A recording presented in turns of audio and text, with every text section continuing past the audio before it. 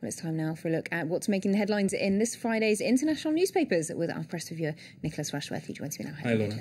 Right, so you're going to start off with, of course, that US election race, which seems to be getting tighter and tighter. What are the press saying about that vice presidential debate? Well, I'm not going to go to the vice presidential debate as such. I'm going to go to the broader issue about, everything to play for at the moment. And I saw a cartoon in USA Today which shows two blokes in a bar. One of them is reading a paper which shows that the poll numbers are jerking wildly to and fro. He turns to the other bloke in the bar, who's perhaps just drinking a bit of whiskey, and he says to him, well, they're jerking to and fro. What's your job? And he says, well, he replies, I'm a presidential pollster. So how did you get that whiplash? So, of course, they're a joke about jerking to and fro there. OK, well, you've also seen a comment piece on Romney in the International Herald Tribune, and flip-flopping is all right, it seems. Well, that's been one of the key issues in the debate, hasn't it, about Romney and switching his position on various issues. Now, Roger Cohen, who writes for the New York Times and the International Herald Tribune, he is saying that flip-flopping is not an issue at the moment. What matters is delivery on performance. And he looks at various examples of Romnesia, going from, the Middle East or abortion over many years. And he's saying, now that's irrelevant. What matters is for Obama to catch up on this one. And what are we living in? We're living in a 24/7 world. Nobody can be consistent. Everything is, I use his word, situational. So they're a warning to Obama. OK, well, we're going to move to a completely different story now. That Chinese Nobel Prize for Literature winner Mo Yan, and the reaction to that over in China.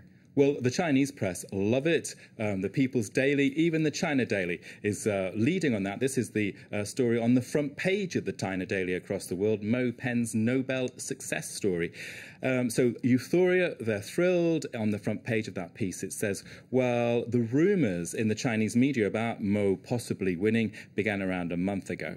Now, that mood is not, of course, reflected in the British press. The Independent is covering that story, saying that, in fact, the dissident artist Ai Weiwei has called the prize for Mo an insult to humanity and to literature. He argues that Mo's work does not live up to the quality of previous writers. The Bangkok Post is also reporting on this story.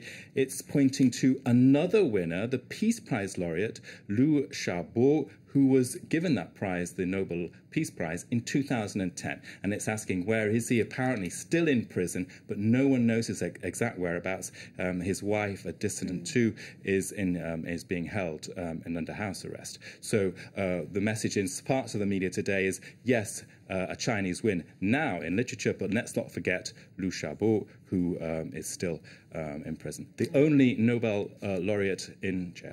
And there's some news just come in from Beijing. China's communist propaganda czar has now congratulated Mo Yan on his Nobel Prize. But moving on now to those ties between Turkey and Russia, which have been dealt a blow with that interception of a Syrian plane and the allegations that there were military equipment on board. Well, there's an editorial in the Hurriyet Daily, in the Turkish paper, and it looks at all the details of that and asks, will this row lead to a Turco-Russian crisis? Now, the conclusion is that, well, no, it will not, even though there's tension now about this flight, because Ankara and Moscow have long agreed to disagree about Syria. So they're actually clear about their lines, and it should not affect their other diplomatic affairs or their other ties. The Jerusalem Post, meanwhile, has an editorial more broadly with advice for Erdogan. There you can see the headline, Erdogan's problems with the neighbours. And it says that Tayyip Recep Erdogan is in a hard place. He's stuck now. What's happened is early on in this crisis, he had the opposition rebels, he had momentum. Now Assad has got the hold of the situation, and he has no angle about how to deal with Assad. OK, thank you very much indeed, Nicholas Rushworth, for that look at today's newspapers.